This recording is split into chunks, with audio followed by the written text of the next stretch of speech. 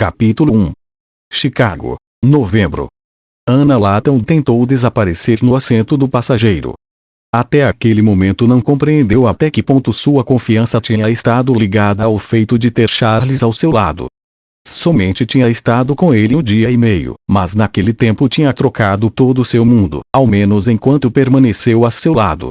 Sem ele, sua recém-recuperada confiança tinha desaparecido. A simulada ausência só tinha servido para pôr em relevo toda a sua covardia. Como se fosse necessário recordar-lhe. Observou o homem que conduzia com ar descontraído suvalugado de Charles através do escasso tráfego posterior à hora do rush pela autoestrada coberta de neve derretida, como se fosse mais um habitante de Chicago em lugar de um visitante chegado dos bosques de Montana. O pai de Charles, Bram Cornick, tinha o aspecto de um estudante universitário, um gênio da informática ou, talvez, um especialista em arte. Alguém sensível, doce e jovem. Mas ela sabia que não era nenhuma daquelas três coisas. Era uma Rock, ante quem respondiam todos os alfas, e ninguém dominava um homem lobo alfa com doçura e sensibilidade. Tampouco era jovem. Sabia que Charles tinha quase 200 anos, isso significava que seu pai era ainda mais velho. Olhou atentamente pela extremidade do olho, mas além de algo na forma das mãos e os olhos, não reconheceu nele ao Charles. Este tinha um aspecto de nativo americano puro, como o tinha tido sua mãe, mas, mesmo assim, Anna acreditava que deveria encontrar alguma semelhança entre ambos, algo que lhe indicasse que o Marroque era o mesmo tipo de homem que seu filho. Sua mente desejava acreditar que Bram Cornick não lhe faria nenhum dano, que era diferente do resto dos lobos que conhecia. Mas seu corpo estava adestrado para temer aos machos de sua espécie. Quanto mais dominante era um homem-lobo, mais probabilidades tinha que lhe fizessem mal. E não existia nem lobo mais dominante que Bram Cornick, por muito inofensivo que fosse seu aspecto. Não deixarei que te ocorra nada, lhe disse sem olhá-la. Anna cheirou seu próprio medo, portanto, ele também podia fazê-lo. Sei, conseguiu dizer, odiando-se a si mesma por lhes haver permitido que a convertessem em uma covarde. Confiava em que ele acreditasse que não era mais que a reação natural ante a ideia de enfrentar aos outros lobos de sua alcateia após ter precipitado a morte de seu alfa. Não queria que soubesse que também estava assustada com ele. Ou inclusive mais. Bram sorriu sem convicção e não disse nada mais. O estacionamento atrás do edifício de apartamentos de 4 andares de Anna estava cheio de carros que não conhecia. Entre estes, uma reluzente caminhonete cinza com um pequeno reboque de cor laranja brilhante e branco com um peixe-boi gigante pintado em um de seus lados, em cima de um rótulo que anunciava a todo mundo que circulasse a uma rua de distância que Florida era o estado Manatee. Bram estacionou atrás do reboque sem deter-se e considerar que seu veículo bloqueava o beco. Bom, pensou Anna enquanto saíam do carro, já não teria que preocupar-se mais pelo que pensasse seu caseiro.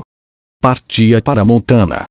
Seria Montana o estado dos homens-lobo? 4 lobos em forma humana lhes esperavam frente à porta de segurança, entre eles, Boyd, o novo alfa. Seus desolados olhos a percorreram de cima a baixo. Anna cravou a vista no chão depois do primeiro olhar e se manteve atrás de Bram enquanto passavam entre eles. Afinal, estava mais assustada com eles do que com o Marroque. Que estranho, porque hoje não percebia nem o mais mínimo rastro da especulação nem da avareza que normalmente faziam aflorar todos seus medos. Pareciam controlados e esgotados. No dia anterior, o Alfa tinha sido assassinado, e aquilo doía a todos. Ela também o havia sentido, mas o tinha ignorado porque acreditava que Charles não conseguiria sobreviver. Ela era a responsável por aquela dor. Todos sabiam. Recordou a si mesma que Léo precisava matar. Tinha matado a muitos e autorizado a morte de outros tantos. Não voltaria a olhar a nenhum deles a cara. Tentaria não falar com ninguém, confiando em que eles ignorassem a ela. Embora estivessem ali para ajudá-la no traslado. Tinha tentado evitá-lo, mas não estava em condições de discutir com o Marroque. Aventurou um novo olhar rápido para Boyd, mas naquela ocasião tampouco pôde ler nada em sua expressão. Pagou a chave e abriu a fechadura com dedos duros pelo medo. Embora nenhum homem-lobo fizesse movimento algum que indicasse sua impaciência, tentou ir depressa enquanto sentia vários olhos cravados em suas costas. Em que estariam pensando? Estariam recordando o que algum deles lhe tinha feito. Ela não queria recordar. Não queria. Respira, repreendeu-se a si mesma. Um deles se balançou ligeiramente e emitiu um som de ansiedade. George, disse Boyd, e o lobo relaxou. Ana sabia que era seu medo o que estava esporeando ao lobo. Tinha que tranquilizar-se, e a pegajosa fechadura não era de grande ajuda. Se Charles estivesse ali, poderia enfrentar algo, mas Charles estava e recuperando de várias feridas de bala. Seu pai lhe havia dito que sua reação à prata era muito mais intensa do que o habitual. Não esperava o que viesse, disse Bran. Ana supôs que se dirigia a ela dado que aquela manhã a tinha manipulado para conseguir que deixasse Charlie sozinho. Embora devia ter se dirigido ao Boyd, já que foi este quem lhe respondeu. Tinha o dia livre. Até a noite anterior, Boyd tinha sido o terceiro. Mas agora era o alfa da alcateia do subúrbio oeste de Chicago. A alcateia que Ana estava abandonando. Pensei que aceleraria um pouco as coisas, continuou Boyd. Thomas concordou em dirigir a caminhonete até Montana. Ana empurrou a porta, mas Bran não entrou imediatamente, de modo que ela se deteve na soleira, na entrada, e a sustentou aberta. Como estão as finanças de sua alcateia? Perguntou Bran. Meu filho me comentou que Léo lhe disse que necessitava dinheiro. Ana percebeu como o típico sorriso seco do Boyd tingia suas palavras. E não mentia. Sua companheira era cara de manter. Não perderemos o imóvel, mas é a única notícia boa que me deu o contador. Conseguiremos algo com a venda das joias da Isabela, mas nem perto do que Léo pagou por elas.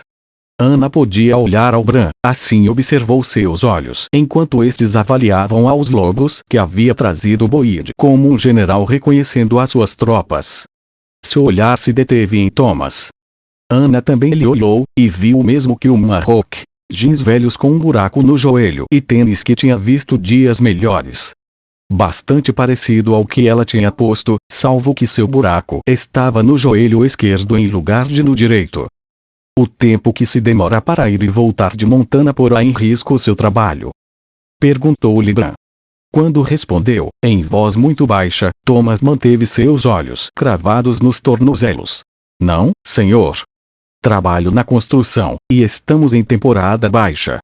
Tenho a permissão de meu chefe. 2 semanas de férias.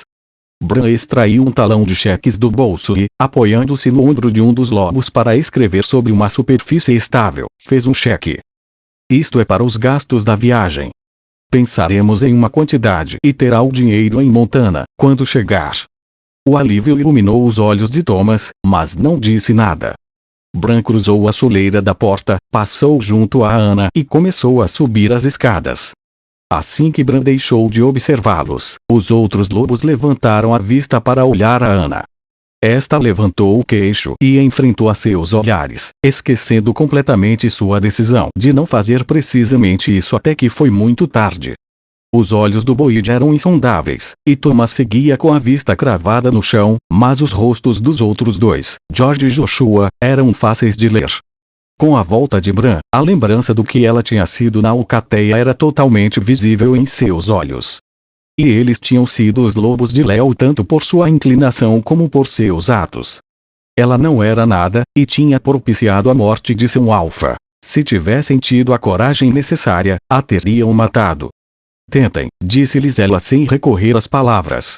Deu-lhes as costas sem baixar os olhos. Ao ser companheira de Charles, em teoria, superava-lhes. Entretanto, não só eram homens-lobo, e sua parte humana jamais esqueceria o que lhe fizeram, com a inestimável ajuda de Léo. Notou um peso no estômago e, com a tensão agarrando sua nuca, tentou manter o equilíbrio enquanto subiam as escadas até seu apartamento no 4º andar. Bran esperou a seu lado enquanto Ana abria a porta. Afastou-se para deixar que Bran entrasse primeiro, mostrando aos outros que, ao menos ele, tinha seu respeito. Bran se deteve na soleira e estudou o apartamento com o senho franzido. Ana sabia o que estava vendo. Uma mesa de jogo com 2 cadeiras dobradiças maltratadas, um futon e pouco mais. Disse-te que podia o ter preparado esta manhã, lhe disse Ana. Sabia que não era muito, mas lhe ofendeu que revelava seu silêncio. E que depois podiam recolher as caixas. Não nos levará mais de 1 hora recolhê-lo e carregá-lo na caminhonete, disse Bran. Boyd, quantos de seus lobos vivem assim? Ao ser convocado, Boyd passou junto a Ana, entrou no apartamento e franziu o senho. Era a primeira vez que estava ali. Olhou a Ana, aproximou-se da geladeira e a abriu. Estava completamente vazia. Não sabia que estava tão mal. Olhou para trás. Thomas. Ao ser convidado, Thomas também cruzou a soleira do apartamento. Olhou a seu novo alfa com um olhar de desculpa. Não sou tão mal, mas minha mulher também trabalha. As faturas são muito caras. Thomas tinha um posto abaixo na estrutura da alcateia como Ana, e, ao estar casado, nunca lhe tinha convidado a jogar com ela. Embora tampouco tinha protestado. Ana supôs que não podia esperar-se muito mais de um lobo submisso, embora aquilo não impedia que não o recriminasse. Provavelmente 5 ou 6, disse Boyd com um suspiro.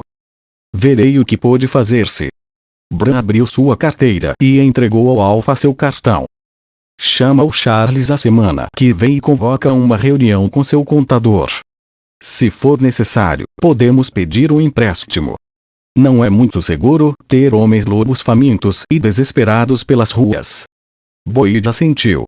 O negócio do Marroco pareceu concluir. Os outros 2 lobos passaram junto a Ana com uma exalação e George chocou-se deliberadamente contra ela. Ana se apartou e cobriu o corpo com os braços de forma instintiva. George a olhou com expressão desdenhosa que ocultou rapidamente aos outros. Ilegitimes Nil Carborumbum, murmurou Ana. Foi uma estupidez. Soube inclusive antes de que George lhe desse um murro. Ana se agachou e o esquivou. Em lugar de um punho no estômago, acabou com um no ombro. Rodou pelo chão. O estreito corredor da entrada não lhe permitiria fugir de um segundo golpe. Embora não se produziu nenhum. Boyd tinha o George imobilizado no chão com o joelho sobre suas costas. George não resistia, simplesmente falava muito rápido. Não teria que havê-lo feito.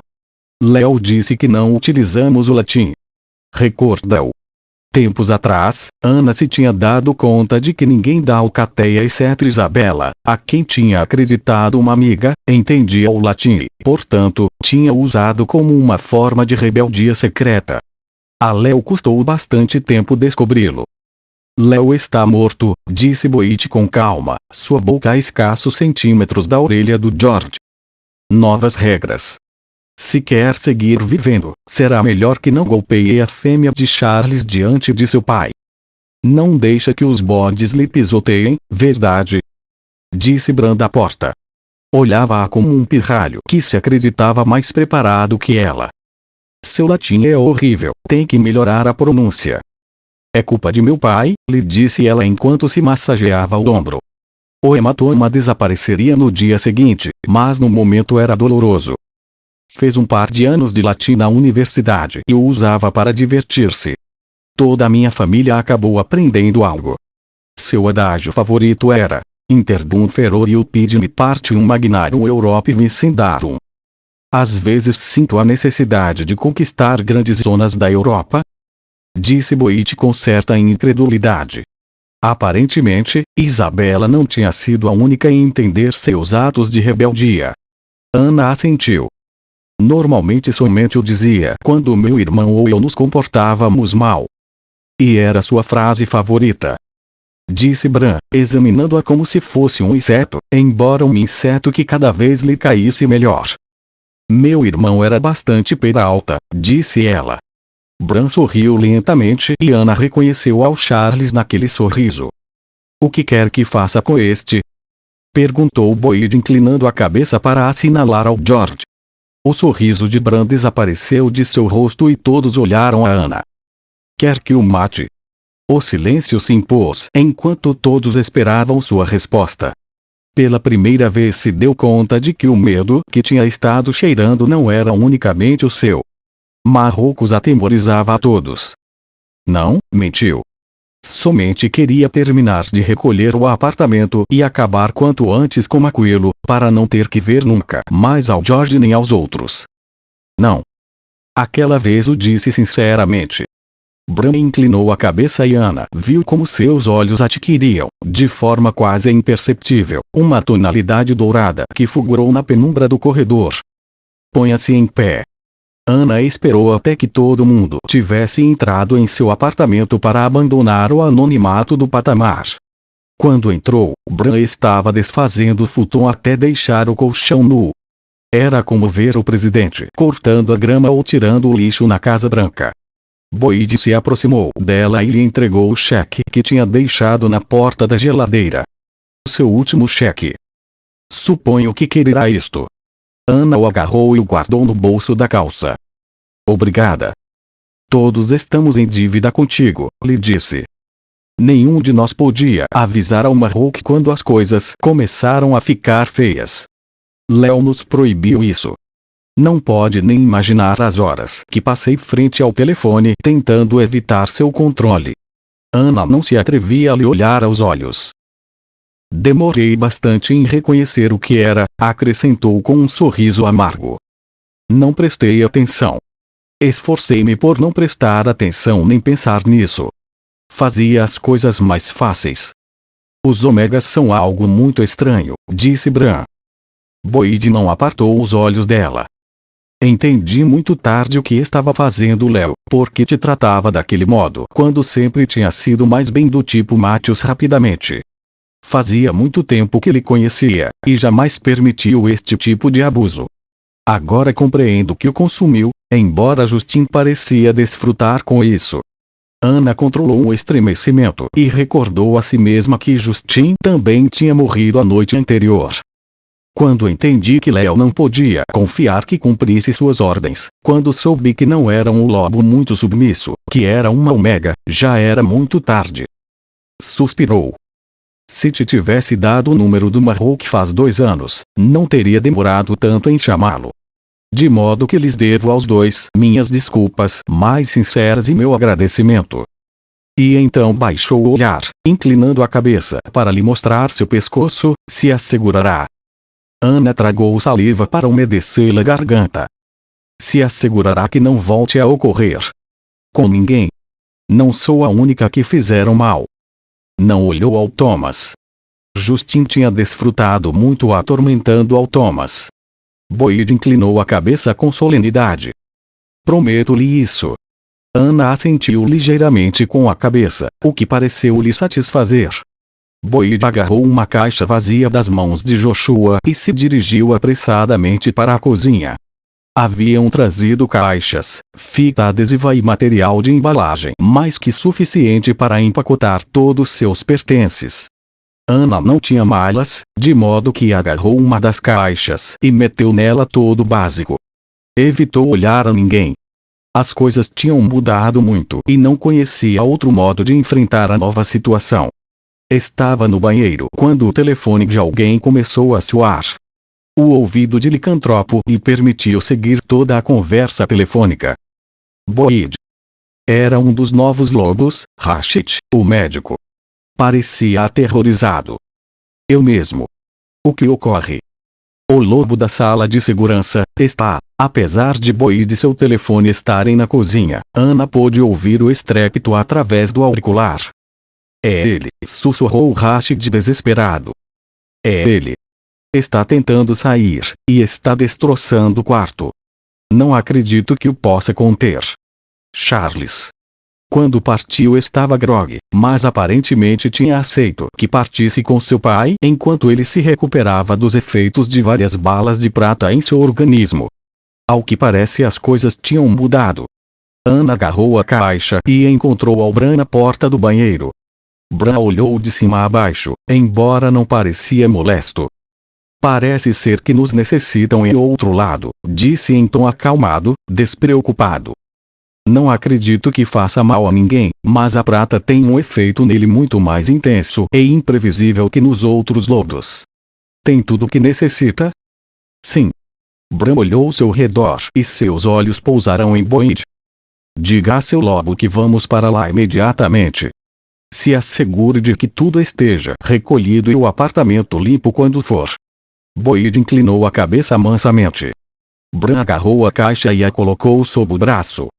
Continuando, estendeu a mão livre em um gesto passado de moda. Ana deslizou os dedos por seu cotovelo e Bran a escoltou daquele modo até o sulvo, afrouxando seu passo quando ela fazia gesto de pôr-se a correr. Conduziu de volta à mansão na Perville, propriedade da alcateia do subúrbio oeste, sem infringir nenhuma norma de tráfego mas sem perder tempo.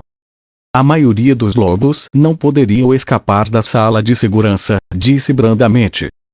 As barras têm prata, e há um montão de barras, mas Charles é filho de sua mãe.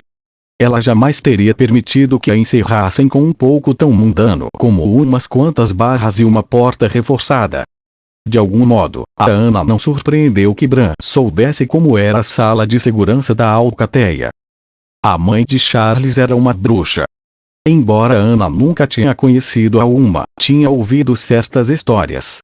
E desde que era uma mulher lobo, tinha aprendido a acreditar na magia. Bran negou com a cabeça. Nada tão bem definido. Nem sequer estou seguro de que pudesse praticar a magia, no estrito sentido da palavra. Os Salish não dividem o mundo desse modo: mágico e não mágico, natural e sobrenatural. Fora o que fosse, não obstante, seu filho também o é. O que ocorrerá se consegue escapar? Seria melhor que chegássemos antes de que ocorresse, foi o que disse. Quando saíram da autoestrada, reduziu a velocidade até o limite permitido.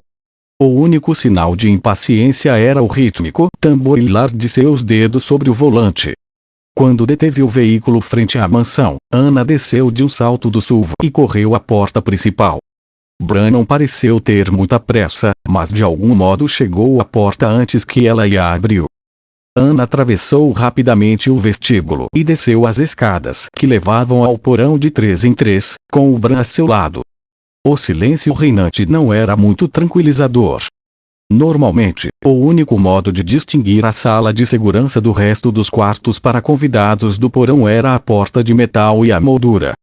Entretanto, enormes partes de gesso tinham sido arrancados da parede de ambos os lados, deixando ao descoberto as barras de prata e aço embutidos no muro. O papel de parede do interior da sala estava pendurado feito farrapos, como se tratasse de uma cortina, impedindo a Ana de observar o interior. Frente à porta havia 3 lobos da alcateia em forma humana. Ana percebeu seu medo. Sabiam o que havia naquele quarto. Ao menos um deles tinha visto como Charles matou Alel apesar de ter recebido 2 balas de prata. Charles, disse Bran em tom reprovador. O lobo lhe respondeu com um rugido, um uivo rouco que embotou os ouvidos de Ana e que continha pouco mais que uma ira cega. Os parafusos saíam das dobradiças, senhor. Somente, disse um dos lobos com nervosismo, e Ana descobriu que o que sustentava entre as mãos era uma chave de fenda. Sim, disse Bran com calma. Não me cabe dúvida. Meu filho não reage muito bem à prata, e muito menos ao cativeiro. Teriam estado mais seguros se lhe tivessem deixado sair, ou não.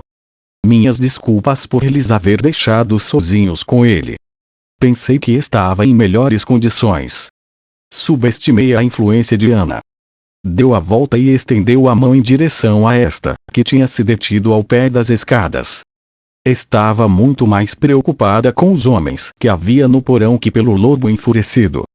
O corredor era muito estreito, e não o fazia muita graça os ter tão perto. Se aproxime, Ana, disse Bran. Embora sua voz parecia suave, era uma ordem. Ana passou o mais rápido que pôde junto aos outros lobos, com a vista cravada nos pés em lugar de em seus rostos. Quando Bran agarrou pelo cotovelo, Charles rugiu grosseiramente, embora Ana não soube como o tinha visto através do papel de parede pendente. Bran sorriu e apartou a mão. De acordo. Mas está assustando-a. Os rugidos se detiveram instantaneamente. Fala um pouco com ele, lhe disse Bran. Eu levarei aos outros acima. Quando se sentir cômoda, abre a porta, embora seria boa ideia que esperasse a que deixasse de rugir. E a deixaram sozinha. Devia estar louca, porque imediatamente se sentiu mais segura do que o tinha estado em todo o dia. O alívio ao sentir que o medo a abandonava foi quase embriagador. O papel de parede se agitava ao ritmo dos movimentos de Charles e Ana pôde ver um brilho de sua pelagem avermelhada. O que te ocorreu? Perguntou-lhe ela. Estava bem quando te deixei esta manhã. Em forma de lobo não podia responder, mas deixou de rugir. Sinto, provou Ana. Mas estavam empacotando as coisas em meu apartamento e tinha que estar ali. E precisava pegar um pouco de roupa antes de ir para Montana. Charles golpeou a porta. Não o fez com a suficiente força para rompê-la, mas ficou claro o que queria. Ana duvidou um instante, mas tinha deixado de rugir. Com um encolhimento de ombros mental, abriu o ferrolho e abriu a porta. Charles era maior do que recordava, ou talvez o parecia com exibir as presas de forma tão proeminente. Emanava-lhe sangue da ferida na pata traseira esquerda, e esta lhe escorregava por sua garra. Os 2 buracos das costelas gotejavam profusamente. Atrás dele, a habitação, que tinha estado decorada com muito gosto quando partiu pela manhã, estava agora um desastre. Charles tinha arrancado grande parte de gesso das 4 paredes e do teto. Os farrapos do colchão estavam pulverizados por todo o chão, mesclados com os restos da cômoda. Ana assobiou ao comprovar as imperfeições. Minha mãe. Charles se aproximou dela coxeando e a farejou de cima a baixo. A escada rangeu e Charles deu a volta como um torvelinho e emitiu um rugido, colocando-se entre ela e o intruso. Bran se sentou no degrau superior.